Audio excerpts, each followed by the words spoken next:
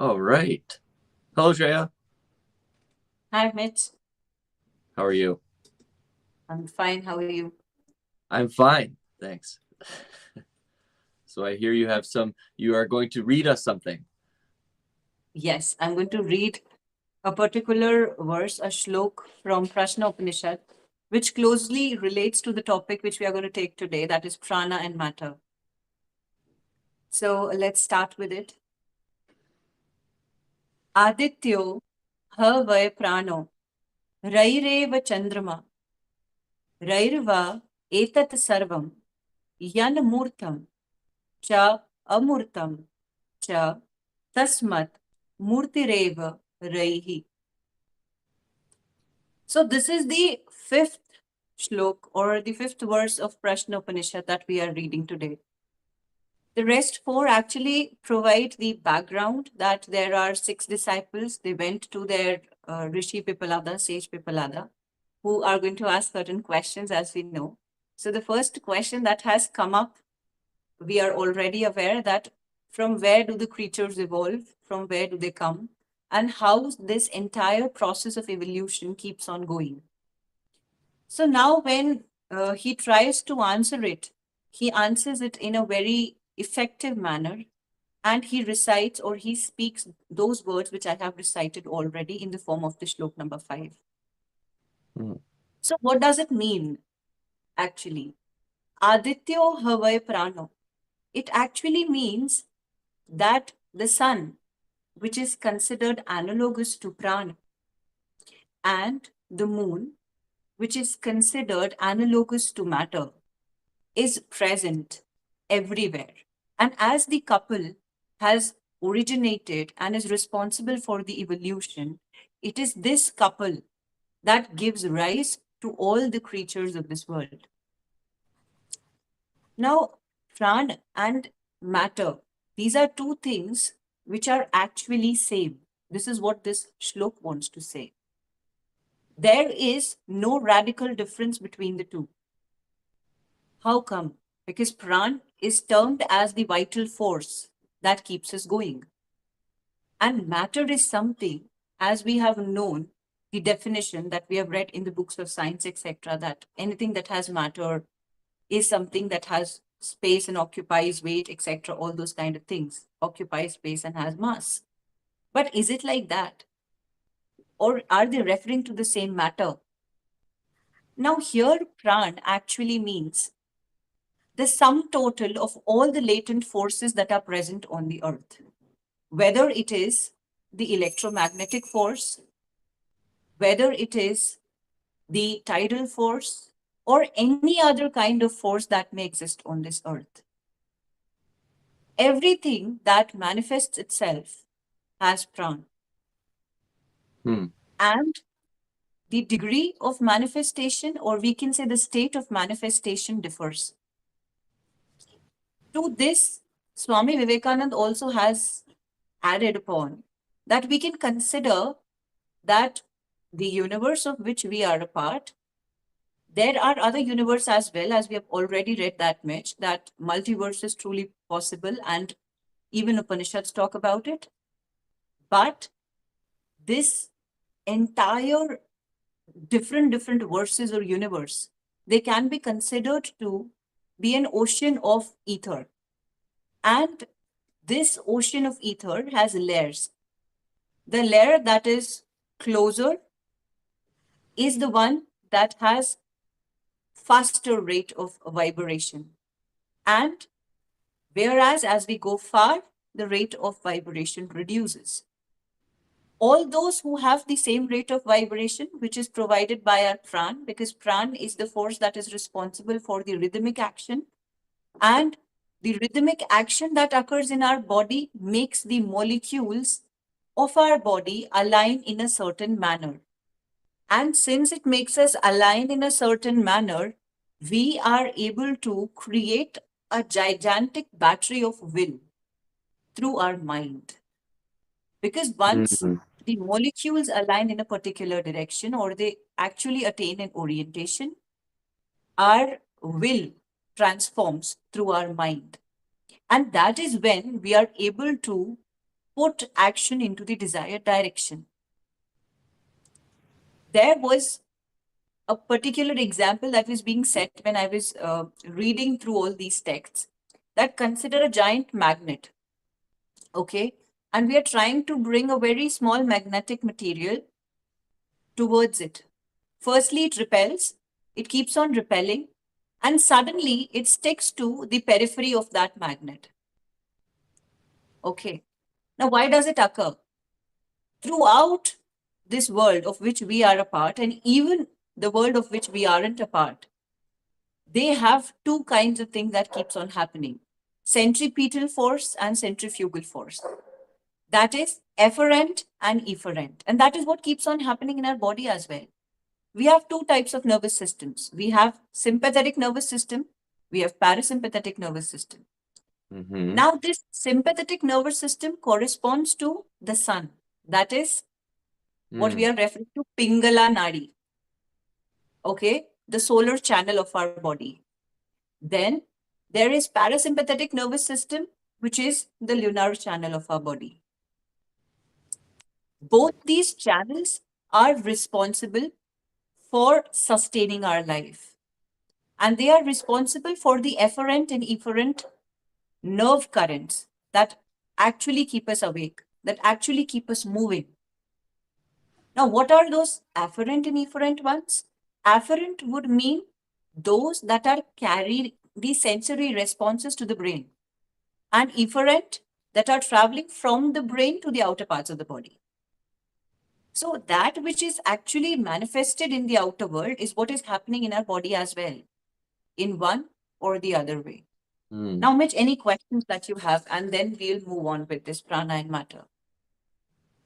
Yeah, so you just touched that at the very end. You're like, what's happening in outside is happening inside.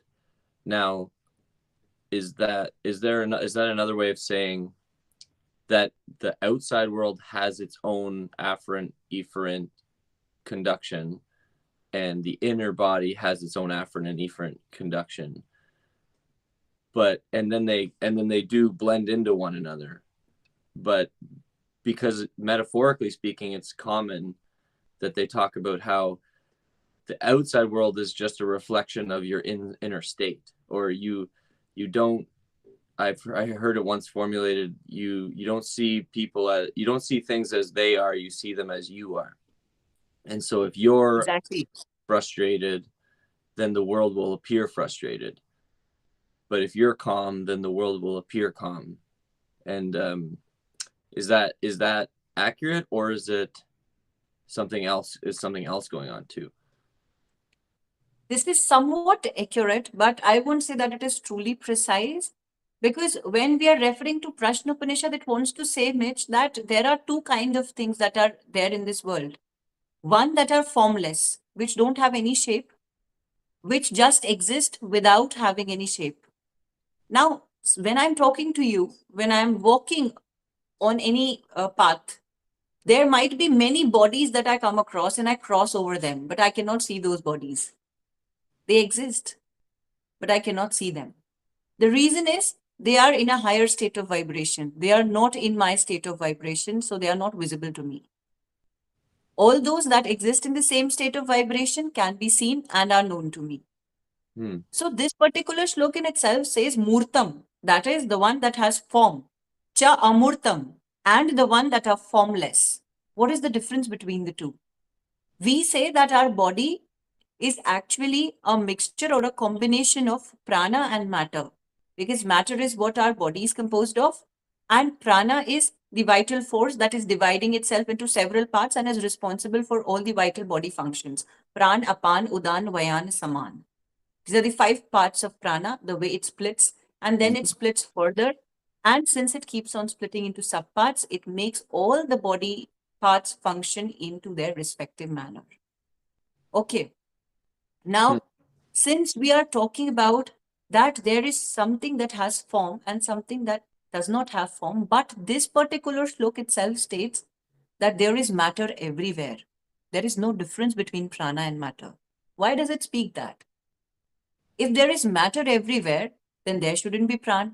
if there is prana everywhere and everything is a manifestation of prana, then there shouldn't be matter at all. Isn't it, Mitch? Why though? Why can't you have both? Why? Yeah. The thing is that both are mutually convertible. Because I'm talking about that prana is the sum total of all the latent forces of this universe. This Mm-hmm. force keeps on converting one form of matter to the other form of matter, Okay. isn't it? For example, if I provide heat to a cube of ice, it melts into water. There is a Right. change in the form of matter just because energy or some force is imparted to it. Right. So, similar is what keeps happening with us. Now, we consider since childhood, when I used to read science, it was like there were three states of matter: solid, liquid, and gas. This is what we have always come across. But Mm. now there are several other states of matter that exist, isn't it? When we talk today, it is like there is quark gluon plasma, there is superionic ice, then there is a degenerate state, then there is, I remember, some quantum spin liquid. All these states of matter are actually getting discovered, Mm. but they pre existed. And that is what it wants to say, that the universe of which we are a part, we actually refer to those states of matter. But gradually, we are able to discover the other ones under special circumstances. For example, on July 4, 2012, there was an experiment that was carried on when the Higgs field led to the imparting of mass to a particular Higgs boson particle, isn't it? I think I Have you remember. read about that? Yeah, but go on. It's been a while. Refresh my memory. Yeah. So what they did was there was an LHC that was a collider in which there was a Higgs field, and that Higgs field in itself imparted mass to certain fundamental particles. Okay. Earlier, which seemed to be massless, got mass. This is the best example of how prana or energy getting transformed into matter, Okay. isn't it? Because Higgs field, a field is something that is going to have some force, and that is imparting mass to certain fundamental particles which are truly small. And since it is imparting mass, that means there is interconvertibility. That is, one form is getting converted to the other form. Is the prawn so like if the Higgs or whatever particle was being instantiated, it was being turned, it was being given mass. What was given to it? And where did it come from? Exactly. Where did it come from? It came from a form of energy. We all also originated from some form of energy. There is ether everywhere. There is Akash element that is everywhere. We also have that Akash element, but we are not connected to the fundamental Akash element, that is the ether. Mm. And all of this, all the forms that exist today, and even ether, is a way of manifestation of prana. Prana manifests itself in different forms. Ether is also a state of manifestation. Hmm. Now, since we cannot perceive everything through our own senses, we cannot perceive every form of manifestation of prana. Some forms are still imperceptible. Hmm. And since certain forms are imperceptible, we just cannot say that there is not matter everywhere. There is matter everywhere, but prana and different forces keep transforming some forms of perceptible matter into imperceptible forms and some forms of imperceptible matter to the perceptible ones. Hmm. And this is what the science keeps on working today. That is the most important principle on which the entire part of discovery is left over. Hmm. Um, if I was to use an analogy, like, because I'm kind of caught on this space Akash part. So like if you were to play, do you know what Minecraft is? Have you ever heard of Minecraft, Yeah. the video game? That's a game, I suppose. Yeah. Yeah, it's like a game that lets people build out of like cubes, and you can just use your imagination and build inside of this space. If you go inside the game, so to speak, and you start to build, the more you build, the larger the save file will be.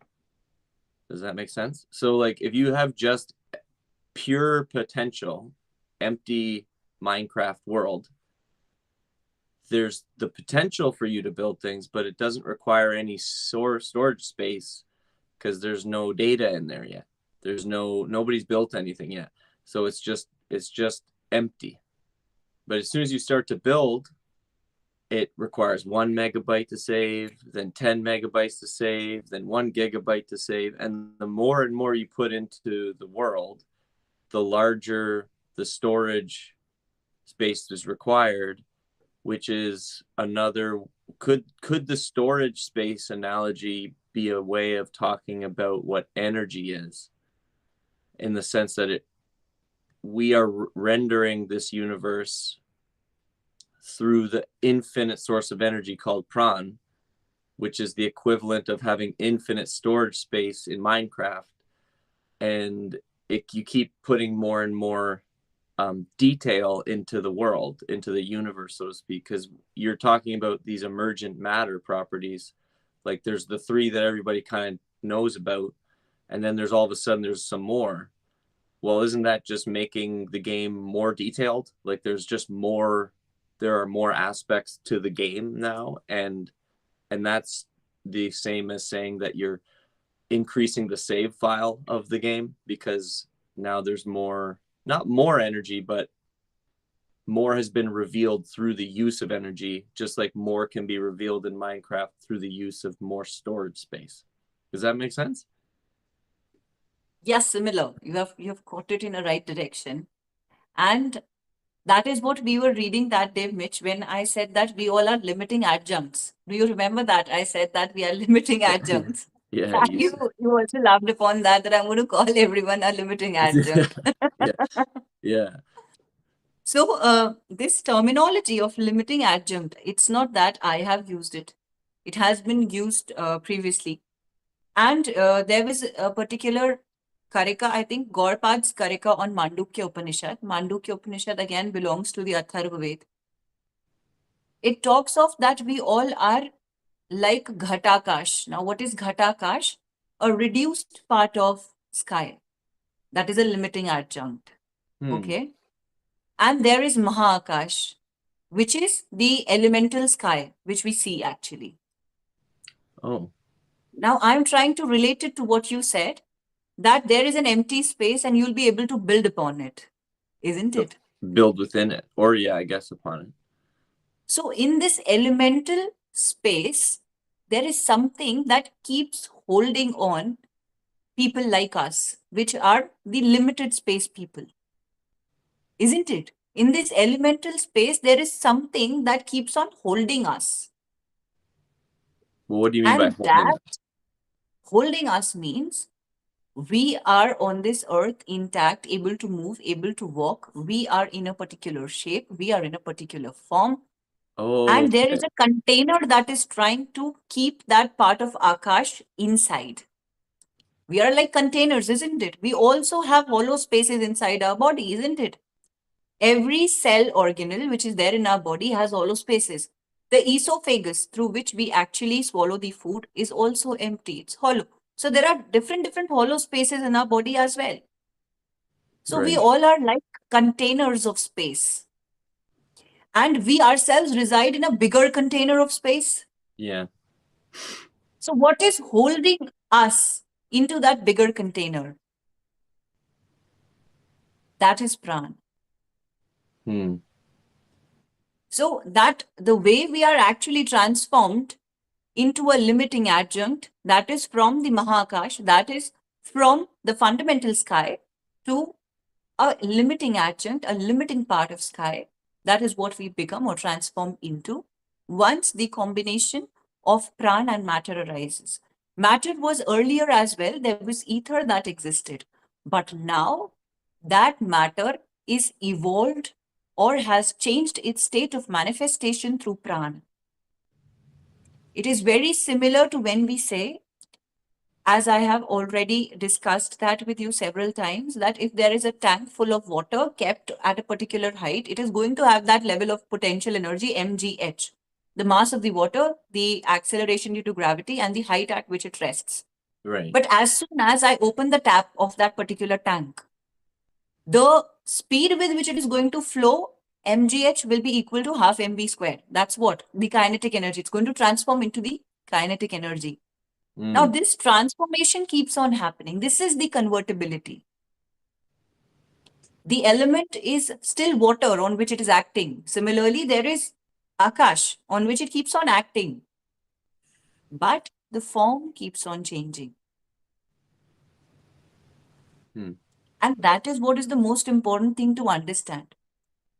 And why pranayam becomes important now. Because there are people who keep on doing breathing exercises, Mitch. We all know that breathing exercise is the fundamental through which one can actually recover through different ailments. Mm. So, what's the reason behind? The reason is that prana, which is responsible for all the vital body functions, which keeps us in this state of manifestation, is actually responsible for all the body functions. And once we are able to train that, nothing can go wrong in the body, neither on the mental plane nor on the physical plane. So what you're saying, because I was going to ask you what's the utility in knowing this? Like if you do understand this, it's going to help in what way? And then you brought in breathing exercises, but maybe just one more time, like, what's the point of knowing this? Like what value does it bring to your life, or how does it change things? How does it change things? You are relating to what particular aspect, like this knowledge, or Yeah, what? basically the knowledge of knowing that we're the part of the sky, so to speak. This how this everything you just described, um macrocosm, microcosm, what utility does that bring you as an individual? Okay. It brings a lot of utility. The reason is that once we are aware of what is the importance of pran, how pran is responsible for the different regenerative, degenerative actions that keep on occurring day and night, Mm. we will start working upon it more efficiently, I feel. Because ignorance in itself is responsible for all the deeds that we do unknowingly, isn't it? We are not aware that how are we impacting ourselves, our body in different ways. Are we doing justice to it or not? But we are more justified in our approach towards life, and we start to pay more attention to those aspects that can help us recover or recuperate. That is what I feel Mm. this knowledge helps in understanding.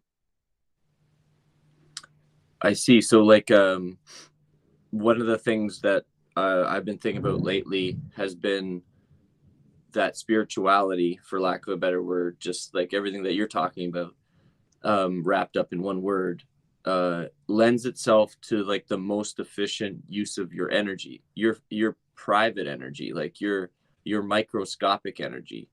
Like if you are able to, not just understand this, but embody it. Like, for example, you mentioned breathing exercises. Like breathing exercises are like homeostatic, right? Like they're trying to bring you to an equilibrium. And that's not limited to your private felt experience. That does put you into a tune with the world outside of you too. Not just You're not just balanced inside, but now you're in like flowing participation with pran, which is always in balance. And if it's the, what did you call it, the regenerative degenerative cycle, and if you can tap into that, you're you're capitalizing on energy that would otherwise not be available to you. And so, like, in the sense of like, what's the point of this, of knowing this stuff? It lends itself to growth and development, and I don't want to say success because of the material aspect of that, but like success in the sense of like, you're good, you feel good, you're functioning well, your relationships are good, you know, you're balanced, really. Is that accurate? Yeah, that is accurate. Because once we are doing these breathing exercises, pranayam, and all these things that are trying to balance or bring a balance into our Ida and Pingala, that is the solar channel and the lunar channel, we are able to train our nervous system. We actually know when to fight, when to have fear, and when not to have fear. And we can stay fearless in almost all situations. May it be howsoever dreadful, but we can overcome all those circumstances or situations. Then, when it comes to the parasympathetic nervous system, it gives a lot of emotional stability. The people who start to practice that, they are not at all overwhelmed by emotions. None can overtake them, you know.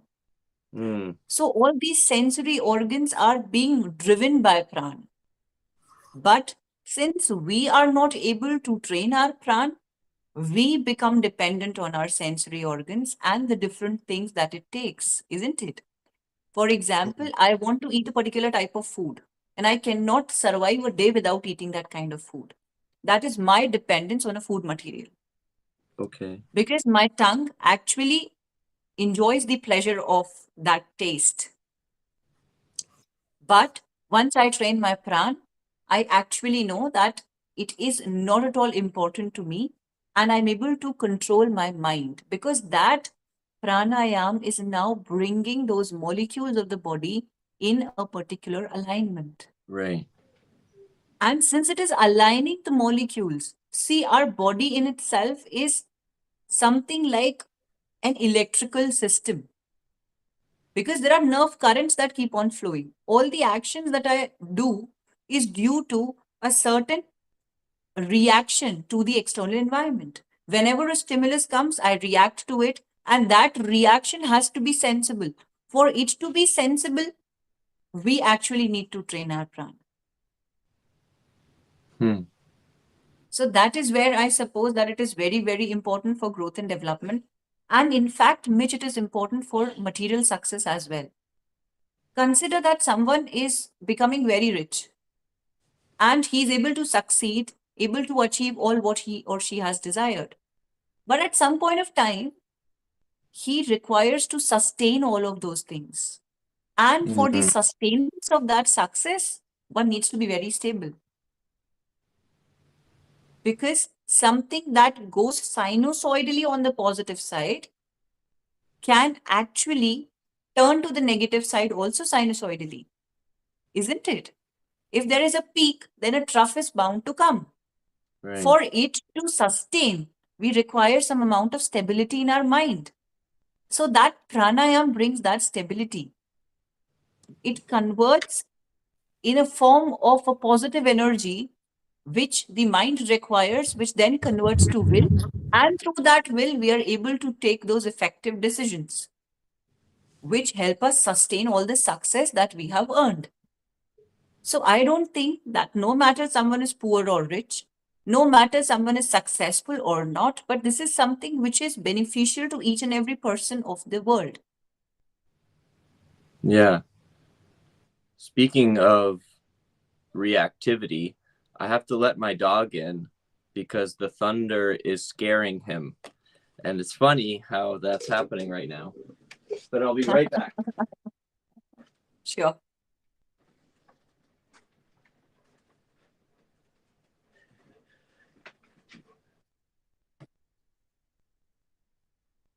No, he's just, I think it's a very interesting, just the timing of things, because there's a thunderstorm happening right now. Lucas and I both really enjoy thunderstorms. But when you're speaking to this, the dog is just scared of something that you just don't need to be afraid of. if you had more awareness. And so it's a clumsy word, but trying to have trying to parse the language a bit more. So like you can have a conscious experience that you are aware of. And so like when you're afraid, you can that fear is happening within consciousness, but awareness is perceiving it. And but that's not how it feels. We usually say like I am afraid or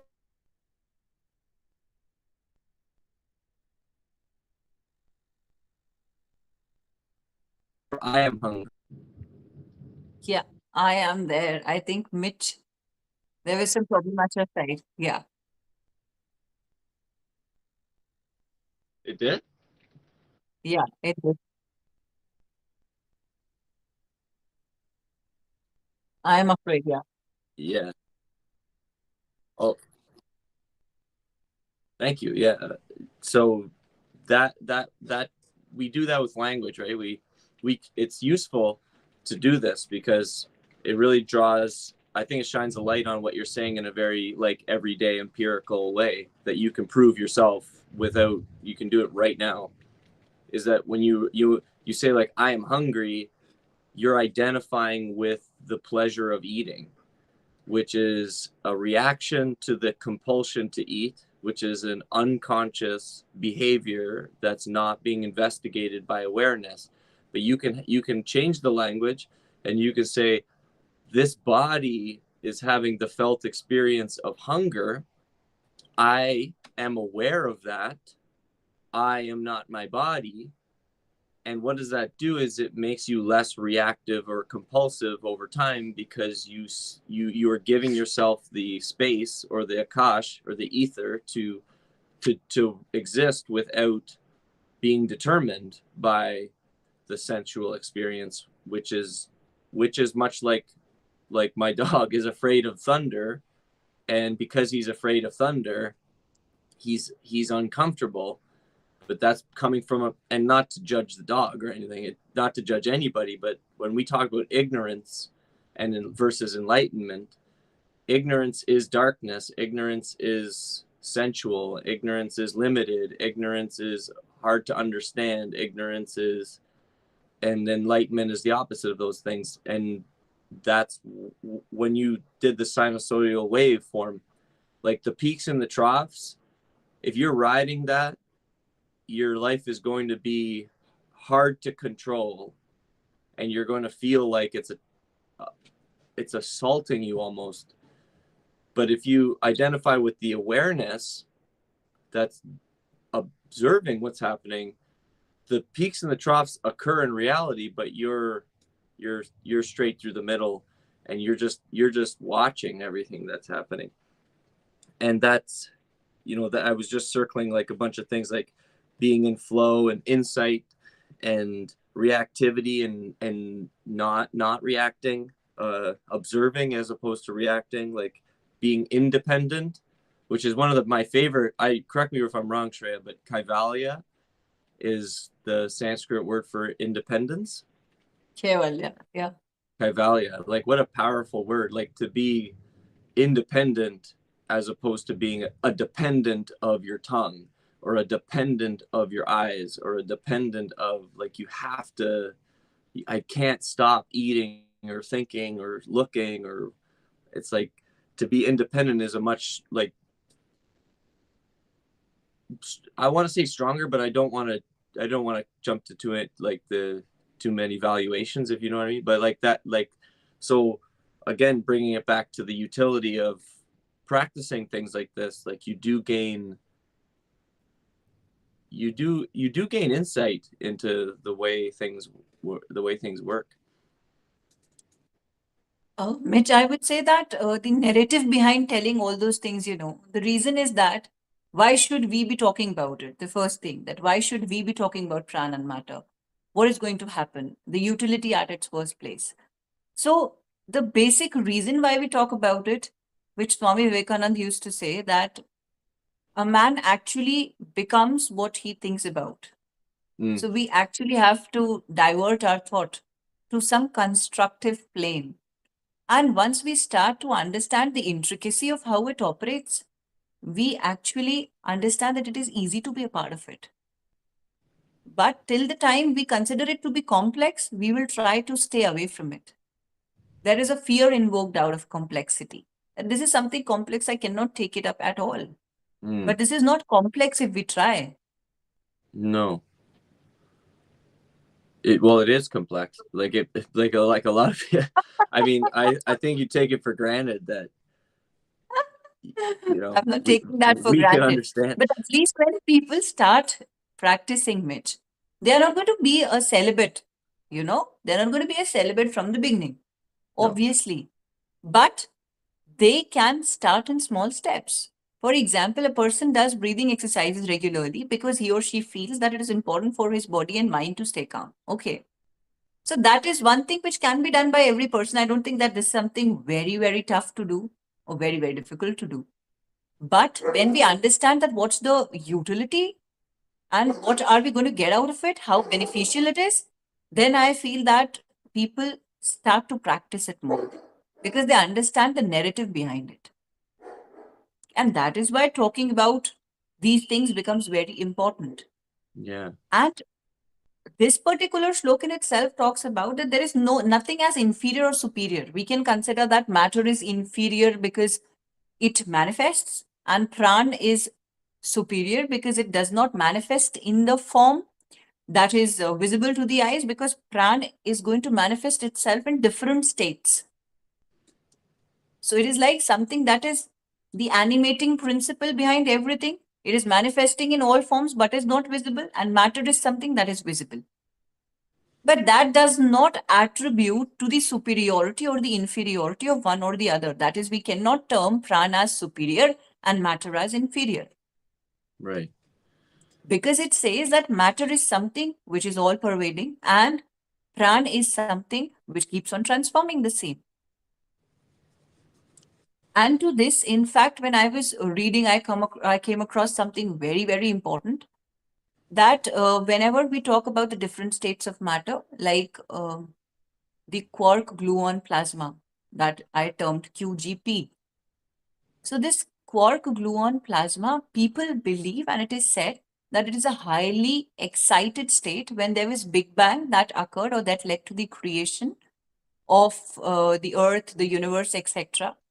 This entire QGP released, and now it is in a very less excited state. Earlier, it was in a very high excited state. Slowly, it disintegrated, and now it exists in a lesser excited state. Now, the time when that Big Bang would have occurred, at that time, it was at a truly high energy level, which means that the prana was truly high. But gradually, the matter kept on expanding and the force kept on reducing. It came to a lower energy level. And that is how the convertibility takes place from high to low. If one goes high to low, the other is bound to expand. If it goes from high to low, it's bound to expand. That means that the universe keeps on expanding, and the excited state of the universe now lowers down to a different or a lower state of excitation. Right. That's what it means. That since the universe is aging, the excitation level is reducing. Right. And Yeah. so Lawrence Krauss, who's a cosmologist in the US, talked about redshifting, which is the way that they determine the age of the universe is through the spectrum, the electromagnetic spectrum cast from stars. And so the redder a star is, the older it is until it's not visible anymore. And that is what the universe is expanding. So like the stars are getting farther and farther away, which we are seeing less and less and less of them, and everything's aging out and disappearing, and then eventually there won't be any light at all in the universe. It'll just be empty space. Is that is that what's happening to the universe when you say that it's lowering in an its excitation rate is dropping, or is it something else, or something else going on? In the case of stars, I would say that, Mitch, stars in itself, every body that is there, present, or is a part of this universe is composed of atoms and molecules.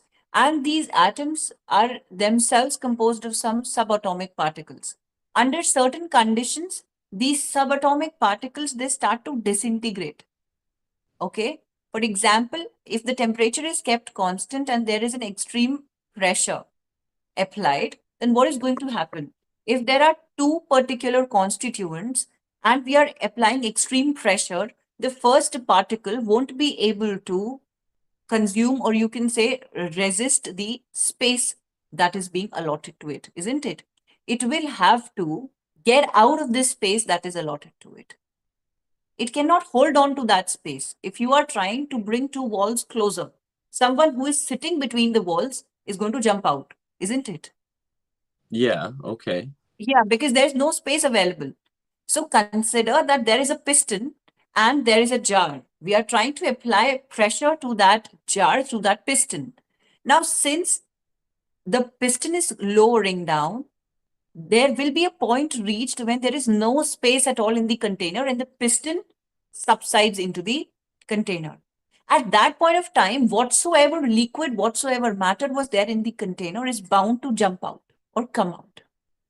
And that is what keeps happening with these bodies when there are different situations or different extremities of temperature and pressure which they come across.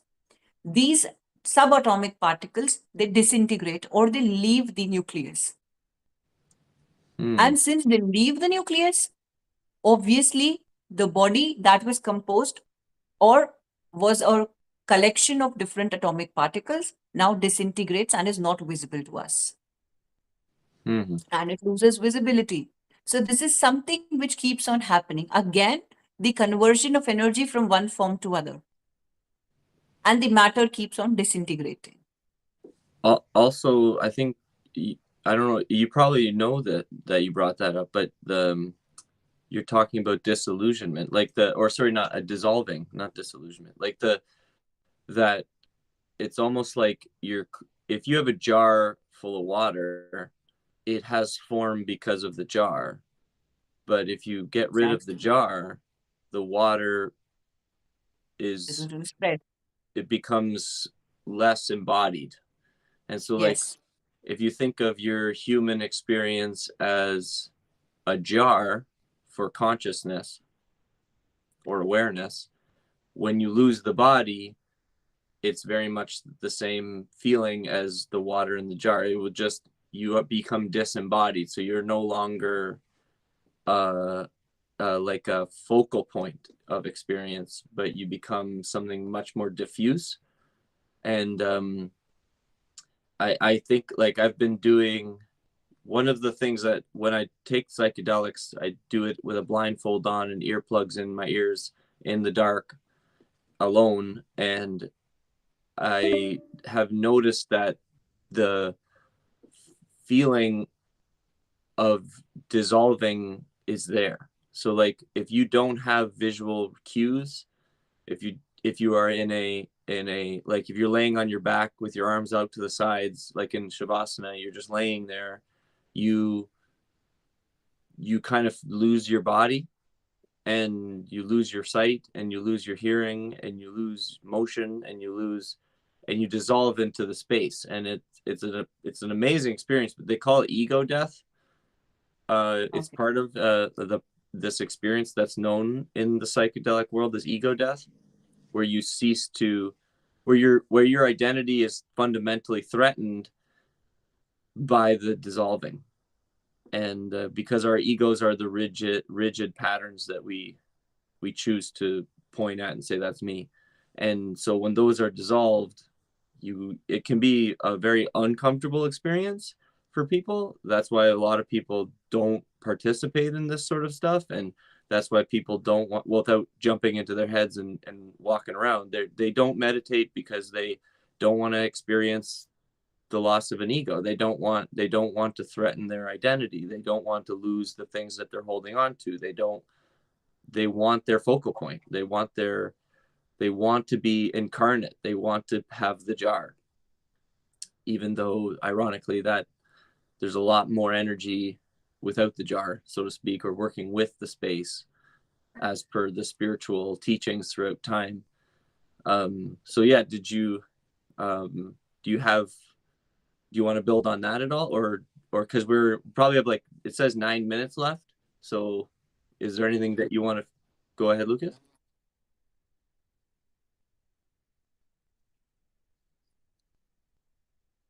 Thank you, Lucas. Yeah. So since Mitch, we were talking about that this entire universe is actually just one verse. There are several verses, and all of these together make up the layers of ether. I would like to bring out this comparison and this reality again, that since we are a part of a different layer and we experience the people of this similar state of vibration, we start to realize that this is the reality. But the people who continue to practice these breathing exercises and they are able to train their pran, slowly and gradually, they will experience that their state of vibration moves to a higher state. And then they enter into a different akash instead of the akash of which we are a part, that's Maha Akash. Now they enter into Chit Akash, that is the mental space. Mm. And further, if they continue practice the different aspects which are required for ultimate dedication and devotion, then they land into Chidakash, which is the knowledge space. When people start landing into Chitakash, there are things that start to happen. I have not landed into it, but I have read about it. What people say, Swami Vivekananda used to say, whenever he met someone, he was able to read the thoughts of that particular person. And there are many different sages and rishis who are able to do that. It's not only Swami Vivekananda. Right. But since I believe in him, I know about it. So they were able to understand what the person is thinking in the form of different objects. He was able to perceive that he or she is stuck at this point and he or she is thinking about so and so. And this is what is the mental space. When people start to comprehend, they actually have entered into Chittakash, that is the mental space. Hmm. And further higher, when they are able to land into a higher state of vibration through Chidakash, that is in the knowledge space, then there is nothing left, just the pure soul. It doesn't mean that we give up our body. No. It means that we actually realize our soul. Mm. Since we have our own cosmic body, we have our physical body, but the only link between the cosmic and the physical body is this pran. How the Akash is getting transformed into limiting adjunct through prana. So that's the only connect between the limiting adjunct, which is matter, and the earlier one, which was a different form of matter, but there was matter all over. Mm. There's nothing superior or inferior. There's just a transformation from one state of perceptible or imperceptible manifestation to the other perceptible or imperceptible manifestation. Now, I and you cannot see Akash. Have we seen Akash? Have we realized it? No. Akash is beyond the grasp of the sensory organs, and that is why the five elements that compose our body, fire, water, space, that is again Akash, then air, and the rest one which remains is Earth, no. fire, water, air, Akash, or ether, and earth. Is not earth. In Hindi, we say it like Bhagwan, Bhumi, Earth, Earth, Earth. Earth, Bhumi, Gagan, Vayu, Agni, Neer. So Neer is water, Agni is fire, Vayu stands for air, Gagan stands for Akash, that is space, and Bhumi stands for earth. And Hmm. that is what the five are composed of. Right. So we all are composed of this, but the only element which we cannot perceive is Akash out of it. We can perceive fire, we can perceive water, we can perceive air, we can perceive earth, Right. but it's just Akash. And that Akash is the magical part of it. Huh. That's the to like that's the space. So like you don't see space, but like you get Yeah, all the other elements reside within space. Like for example, your private felt experience is happening within your conscious space. Your senses exist within your conscious space.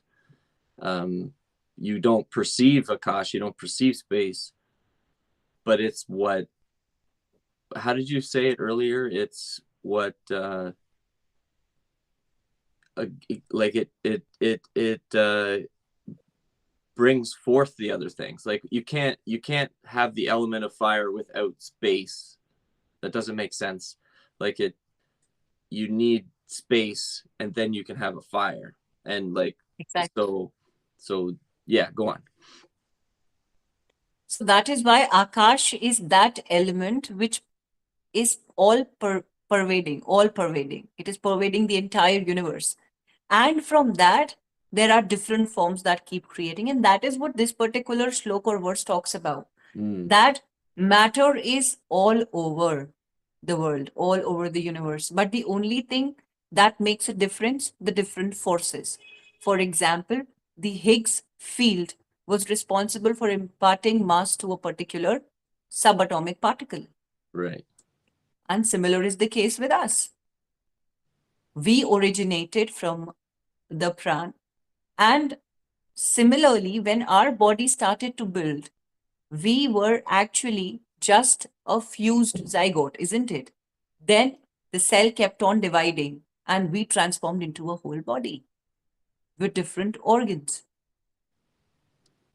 So, this is how matter keeps on changing its form through prana, Hmm. That's through different energies and forces. right.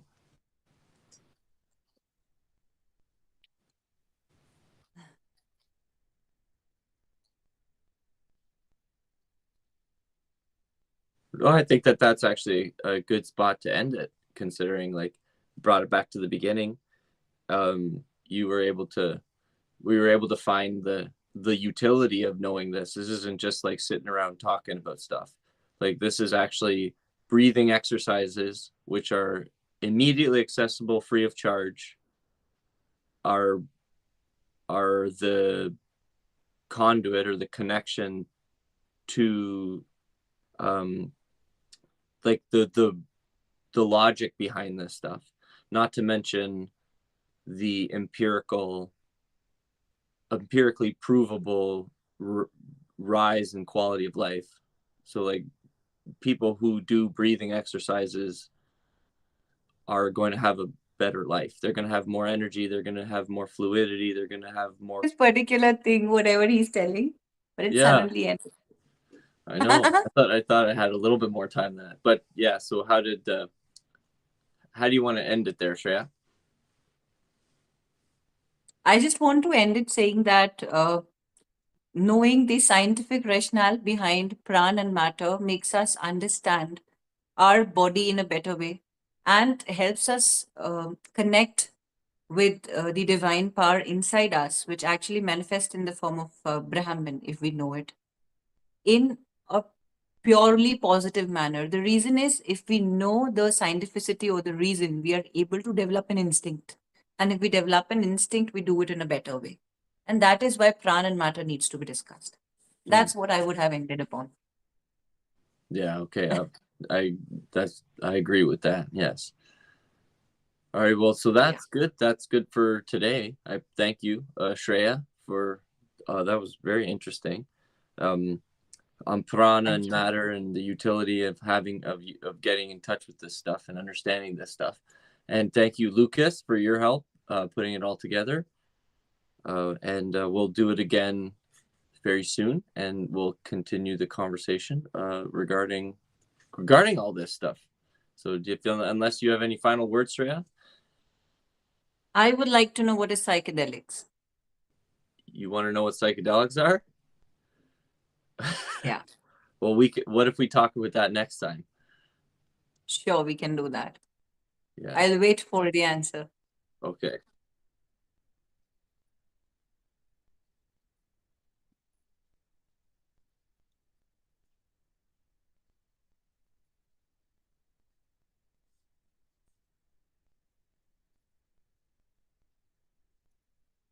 Mm. Mm.